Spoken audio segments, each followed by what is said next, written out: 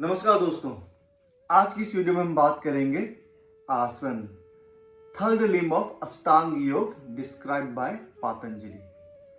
तो योगा का नाम चलते ही सबसे पहले दिमाग में क्या आता है? Physical poses, stretching, flexibility, yoga mat, yoga hall, है ना। ये चीज दिमाग में चलती है, जो कि ठीक भी है क्योंकि आजकल यही सबसे ज्यादा पॉपुलर भी है। लेकिन क्या फिजिकल पोज, आसन यही योग है? खाली एक पोज तक सीमित रहना या फ्लेक्सिबिलिटी हासिल करना ही आसन कहलाता है या उससे बढ़कर है?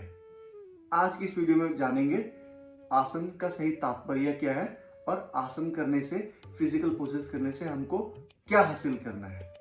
तो आइए जानते हैं।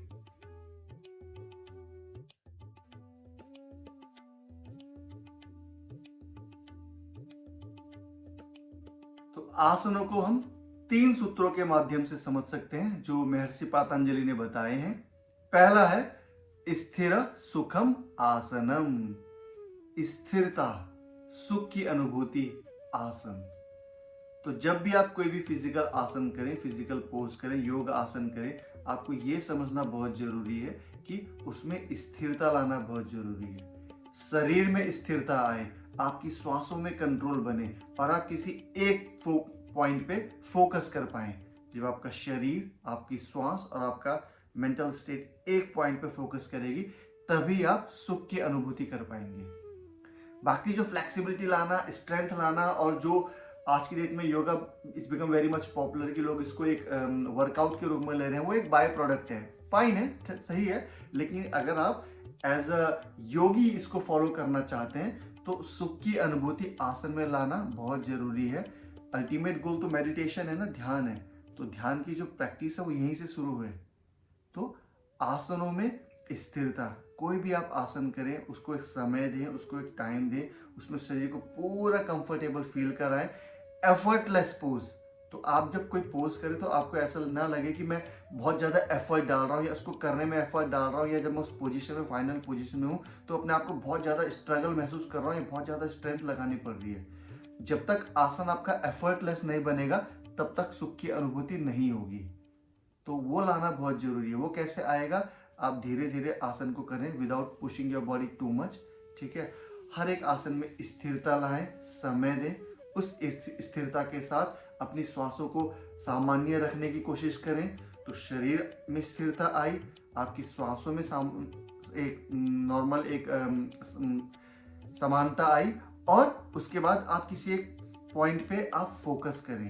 तो जब ये तीनों चीजें एक साथ रहेंगी तो आपका सुख की अनुभूति होगी। आपको बहुत इसका एक डीपर अनुभव प्राप्त होगा, ना कि खाली एक ऊपर से कि आपको लग रहा है कि मैं स्ट्रगल कर रहा हूँ, पोज तो बन रहा है लेकिन फिजिकली मैं एक स्टेबिलिटी महसूस नहीं कर रहा हूँ। But then still you enjoy because you feel sweat, you feel stretch.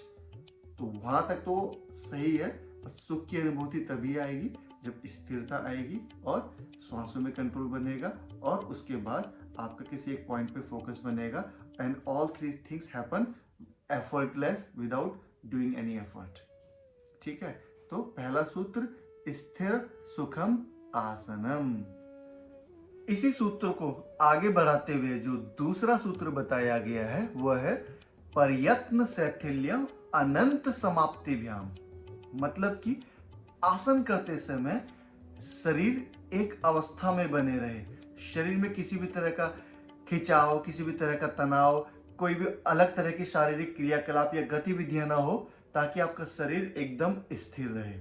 जब आपका शरीर स्थिर रहेगा तो आपका श्वासों पे कंट्रोल रहेगा। जब आपका श्वासों पे कंट्रोल रहेगा तो आपका मन एक ऑब्जेक्ट पे केंद्रित हो सकेगा। जब आपका मन आपका एक ऑब्जेक्ट पे केंद्रित हो सकेगा तो आपको धीरे धीरे सुख की अनुभूति प्राप्त होगी, और जब आपको सुख की अनुभूति प्राप्त होगी तो आपको उस आसन में सिद्धि प्राप्त होगी। तो मोटा मोटा ये कहेंगे कि आसनों में सिद्धि प्राप्त करने के लिए आपको शरीर में स्थिरता लानी है। शरीर में स्थिरता लाने के लिए आपको उस आसन में स्थिरता बनानी है। किसी भी तरह का बल ना लग रहा हो, किसी भी तरह का एफर्ट ना लग रहा हो, शरीर एक अवस्था में रहे, एक पोजीशन में रहे। उसके बाद आपकी श्वासें एकदम सामान्य रहे और फिर आप स्थान पे ध्यान केंद्रित करें ताकि आप उस आसन में सिद्धि प्राप्त हो, किसी भी तरह का प्रयत्न ना लग रहा हो आसन को करने में। तो ये जो आपका पहला सूत्र था उसी को ऐड करते हुए दूसरा सूत्र बताया गया है कि पहला सूत्र से दूसरा सूत्र किस तरह से कनेक्ट है। इसी में ऐड करते हुए जो तीसरा सूत्र बताया गया है वो है ततः द्वंद्व अनभिघात, मतलब कि आसनों में अभ्यास के साथ स्थिरता लाते हुए, स्थिरता के साथ सुख की अनुभूति करते हुए जब आप सिद्धि प्राप्त करते हैं तो उस सिद्धि प्राप्त करने से क्या होता है, उस सिद्धि प्राप्त करने से आपके शरीर में, मन में जो अलग अलग तरह के द्वंद्व चल रहे हैं, जो अलग अलग तरह के विचरण चल रहे हैं, जो बाहरी जीवन में कुछ भी घटित हो रहा है उसका आपके आंतरिक जीवन पे जो असर पड़ रहा है नेगेटिव या पॉजिटिव रूप में, वो खत्म हो जाता है। आप शरीर और मन एकदम सामान्य रहता है हर स्थिति में। अब ये जो पूरा जो मीनिंग है इसको खाली योगा मैट तक ही सीमित नहीं रखते हैं। इसका जो सिद्धि प्राप्त करके जो इसका यूज है, जो इसका उपयोग है, वो हमारे जीवन में इसका प्रभाव पड़ता है नहीं पड़ता है, तब जाके पता लगता है कि आप आसन कर रहे हैं या योगाभ्यास कर रहे हैं या नहीं कर रहे हैं। अभी आपने 1 घंटा रोज का अभ्यास तो कर लिया, लेकिन आप जैसे ही अपने काम पे गए या अपने दोस्तों के साथ हैं या अपने फैमिली के साथ हैं, कुछ घटना घटित होने पे, कुछ अच्छा या बुरा होने पे शरीर एकदम से स्ट्रेस्ड आउट तो नहीं हो रहा है, एकदम से आप किसी चीज को लेके ओवर रिएक्ट तो नहीं कर रहे हैं, एकदम से गुस्सा या एकदम से किसी चीज को लेके विचलित तो नहीं हो रहे हैं। तो ये होता है ना सामान्य जीवन में।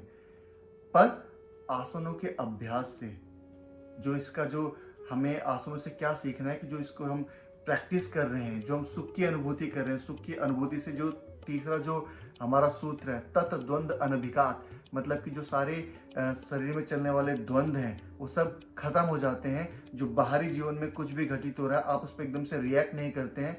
जय पराजय, लाभ हानि, सुख दुख में आपका शरीर और आपका मन पे पूर्ण रूप से कंट्रोल बना रहता है। जब ये स्थिति आती है तभी आप कहेंगे कि आप आसन पे विजय प्राप्त कर पाए हैं, आप योग के पाथ पे सही तरीके से चल रहे हैं और आप आसनों में सिद्धि प्राप्त कर रहे हैं। अदरवाइज ये खाली एक फ्लेक्सिबिलिटी, एक स्ट्रेंथ तक सीमित रह जाएगा, जो कि सही भी है, जो कि सही है, जिसको मैंने आपको ये बताया एक बायो प्रोडक्ट है। ये एक असली आसन का जो एम है वो नहीं दिखाता है। असली आसनों का एम ये है कि स्थिरता आना, स्थिरता के साथ आपका शरीर में स्टेबिलिटी बनी रहे, शरीर और मन में पूर्ण रूप से आपका कंट्रोल बना रहे, और इस कंट्रोल को ना कि खाली आप मैट तक, योगा मैट तक सीमित रखें। जब तक इसका आपके जीवन पे प्रभाव नहीं दिखता है तब तक वो आसनों की सिद्धि नहीं होती है। तो एक योगी के लिए आसनों को खाली मैट तक सीमित ना रखें। जब आप मैट में आप उस आसनों को कर रहे हैं उसको आप समझें कि स्थिरता लाएं, स्थिरता के साथ आप उसको में सुख की अनुभूति प्राप्त करना शुरू करें। आप एक पॉइंट पे फोकस रखें तो शरीर, आपका मन, आपकी श्वास तीनों एक लाइन में बैलेंस रहे, और ये तीनों चीज आपके दैनिक जीवन में भी दिखे कि कोई भी घटना घटे आप उस पर रिएक्ट ना करें। इस तरह का अगर आपको फल प्राप्त हो रहा है तो आपको आसन आपके दैनिक जीवन से अटैच हो पा रहा है, और आप तब कह सकते हैं कि आप पूर्ण रूप से एक यौगिक पाथ पे हैं। तो उम्मीद करता हूं कि ये जो 3 सूत्र हैं ये आपको मदद करेंगे आपके आसनों के अभ्यास में, ताकि आप खाली एक फ्लेक्सिबिलिटी तक सीमित न रहें या स्ट्रेंथनिंग तक सीमित न रहें, बल्कि आसनों को और डीपर लेवल पे समझने की कोशिश करें। ये जो 3 सूत्र हैं ये पतंजलि योग सूत्र चैप्टर नंबर 2, सूत्र नंबर 2.46, 2.47 एंड 2.48 हैं। आप इसको और पढ़ सकते हैं और अच्छे से इनको समझ सकते हैं। आपके मन में कोई भी क्वेश्चन हो तो आप मुझे कमेंट्स के द्वारा पूछ सकते हैं, और मैं कोशिश करूंगा उसका और अच्छे ढंग से आपको समझाने की, उसका रिप्लाई देने की।